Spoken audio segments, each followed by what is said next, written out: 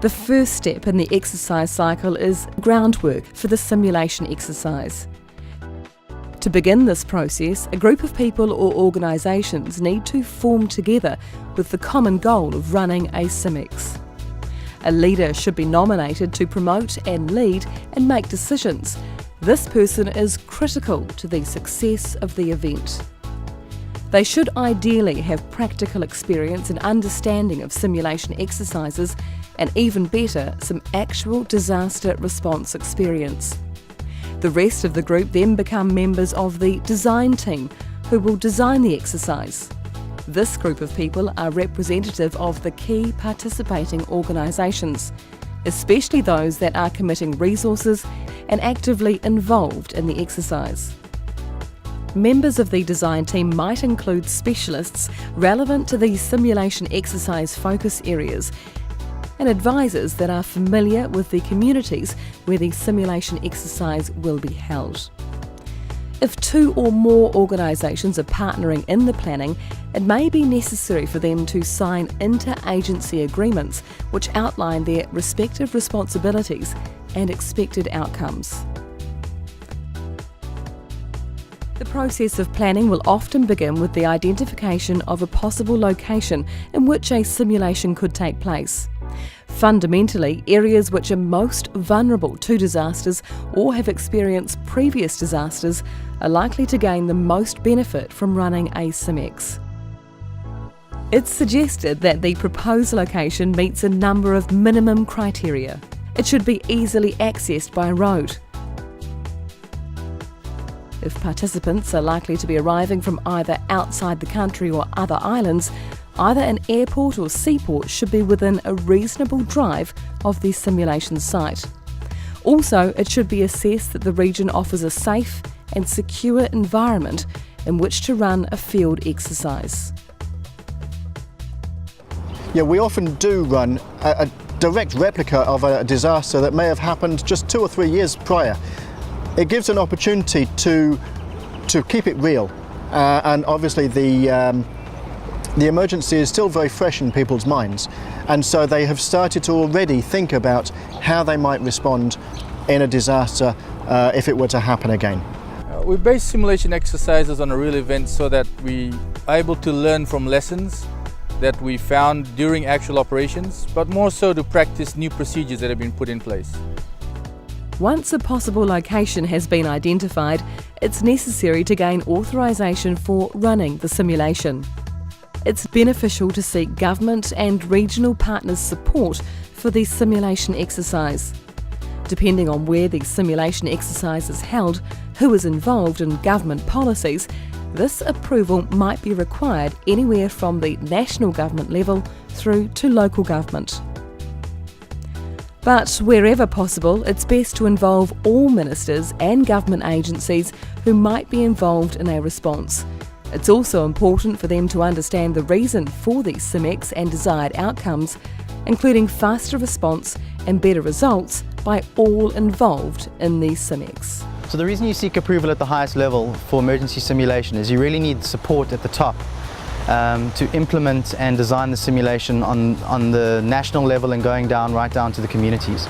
Preparing and working for simulation exercise, it is important to include all the relevant stakeholders, not only from the government perspective.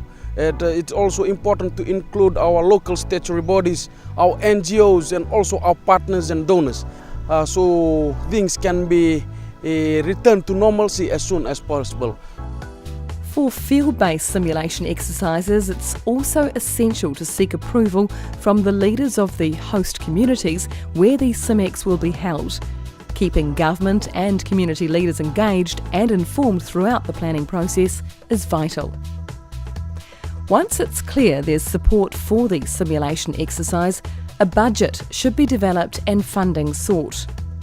The budget that is developed should include all the costs involved from the initial planning and preparation through to implementation and then through to final evaluation.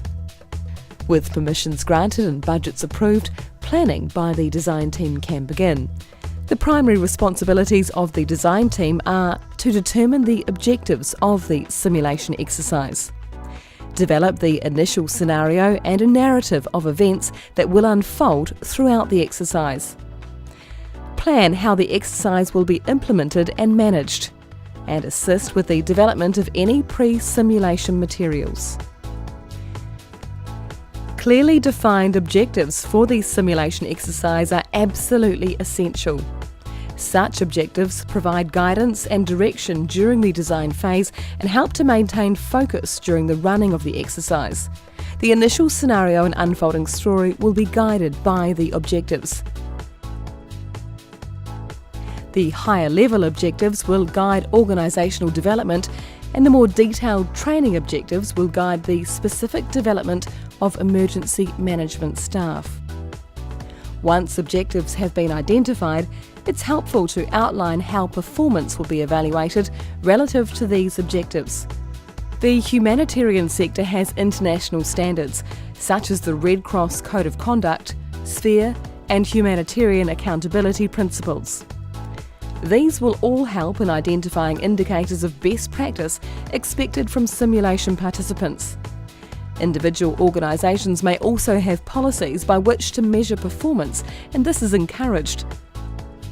Once the simulation starts, the design team's role will change, and they become the simulation management team and assume the function of managing the exercise so it flows smoothly. It's the responsibility of the simulation management team to provide overall supervision and direction for the exercise. To facilitate this, a number of key responsibilities must be allocated in advance.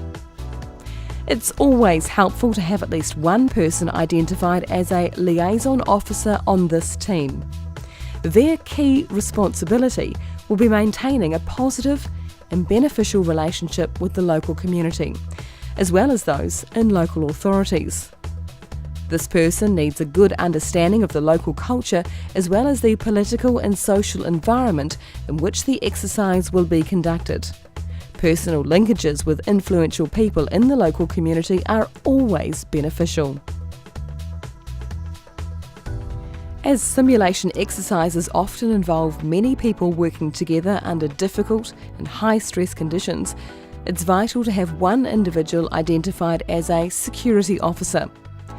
This person will take care of all safety and security issues during the conducting of the exercise.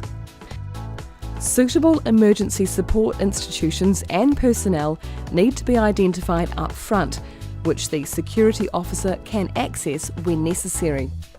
All of this research should be drawn together in a risk management plan, which will be covered in the next chapter of this video.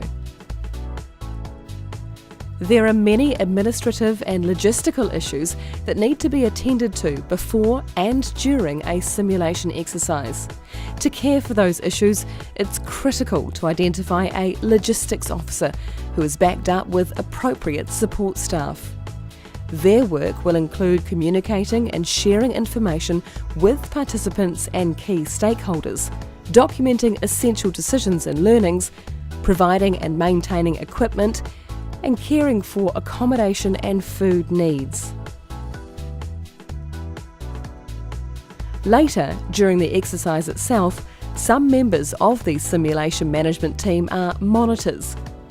Their role is to observe the actions of the participants and then provide feedback, facilitating maximum learning. As the monitors are not responsible for the mechanics of the exercise, they are free to focus on assessing the simulated response and on ensuring that training objectives are being met. Finally, the participants themselves need to be carefully considered early in the planning phase. These people will actively participate in the exercise, implementing interventions in response to the unfolding scenario. Participants will be people from the organisations who will actually respond to a disaster, from government such as the National Disaster Management Office, the police and medical and military, to utility providers such as electricity and water, to NGO organisations and even foreign embassies or consulates. All may be participants.